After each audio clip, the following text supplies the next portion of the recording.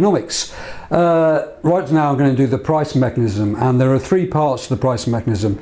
There's the rationing function, the incentive function, and the signalling function. Now the rationing function is basically that there are scarce resources, and if there are scarce resources, then the price mechanism will help to allocate those resources. The incentive function, because if the price is really, really low, then consumers will want to go out and buy the product, and if the price is higher, then producers will want to go and supply the product. The signalling function is it's a place where buyers and sellers can meet, and from there they go out and allocate resources. So that is the price mechanism. It has three functions: rationing function, incentive function, and the signalling function. And the rationing function, as I just said, it's all about scarce resources, and if they are scarce, then the actual price will rise. And it's also about economic incentives. It's about what to produce, how you should produce it, because there's lots of competition out there, so you will only go to people who can produce it really, really well, and who's it going to, at the end of the day, and who's it going to be produced for. Now, it's, as I just said, it's a pretty amazing system because it helps to allocate most products around the world. Because if there's a market out there, then entrepreneurs will see that market, and then they'll move into that market and they will try and produce that good more cheaply. That's the idea behind it. So the argument then goes is, can we introduce the price mechanism into everything? So can we, for instance, introduce it into schools? Now, private schools in the UK tend to be very, very expensive, but private schools in Thailand, in Ghana and Nigeria are very, very, very cheap. India, maybe as much, the fees may be as much as 30, 40 pounds a year. Incredibly cheap. And they often serve the poorest communities, and people decide to go to those private schools rather than the government run schools because they're closer to home and they think they offer a better standard of service. So within the UK there's an argument that we should have more free schools where the government basically gives a voucher to parents, and then they will then go and demand what they want from that school. Sorry, that's my wife who's just coming back. And the same with pensions. Does the price mechanism work in pensions? Right. At some stages, in some countries, the government will set aside some money for your pension. In other countries, they actually say to people, go out and use that money yourself and put it in, and you decide what you want to put your pension into. Now those systems, although it is the price mechanism at work because you are deciding what is best for you, they have found out from those systems that people tend to choose the wrong pension funds. Partly because we go back to this lack of information again, they haven't got enough information to research into thousands and thousands of different pension funds. So often it's better that the government does it for them.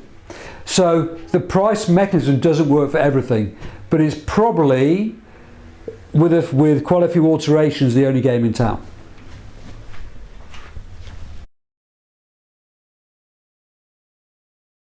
This is the price mechanism in operation.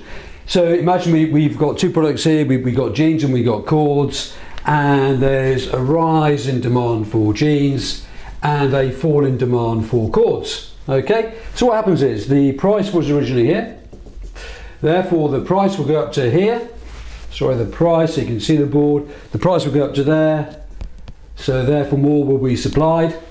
In this case, the price will fall to here, okay, and therefore Q will fall to Q dash. Now what will happen overall is that resources will shift from cords into jeans, so that is resources. That will be created by entrepreneurs who will see a bigger market for jeans. So therefore you have advantages of the price mechanism because it helps to ration resources which are scarce. It provides an incentive for producers to shift their production if they can, and it provides a signal that lower prices means that more consumers will demand the good, and higher prices will mean that the producers will go and get into that market. So that is the idea of the price mechanism. That's just a diagrammatic form of it. The big advantage is it rations, incentives, provides an incentive for producers, and also acts as a signalling function, and is just remarkably efficient. The government doesn't need to get involved, and if the government does try and get involved, then it tends to mess up the market system. But of course, there are failings of the market system, and this part of the syllabus looks at, well, can you push the market system into every single area of activity? Right, now I've just spoken about the idea of schools, and we can sort of shift the free market into that system because we can have free schools. Now, the reason why the government likes them is that free schools can compete with the traditional state school. Free schools may have to innovate to try and take the customers away from the state schools, and providing that sort of competition, if you do provide competition, that will therefore mean that people will then, or schools will then have to innovate to survive. At the moment, if you want to go to a school, or in the past you want to go to a school, you just went to a state school, unless you had 25 grand a year, then you can maybe go to a boarding school. Now, there's not really a lot of choice there because not many people can afford £25,000 a year. However, if you have free schools against state schools, there is competition. And in fact, one of the things that private schools do not like is the advent of free schools. Free schools are still funded by the government, but they're not under the government jurisdiction. They have to come up with their own ideas. They'll still be inspected by the government. So it is possible to push that into that area.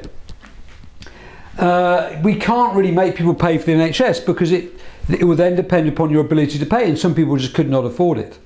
So in effect, there, introducing competition into that area is actually quite difficult, although you can put it out to tender and you can provide various services from it.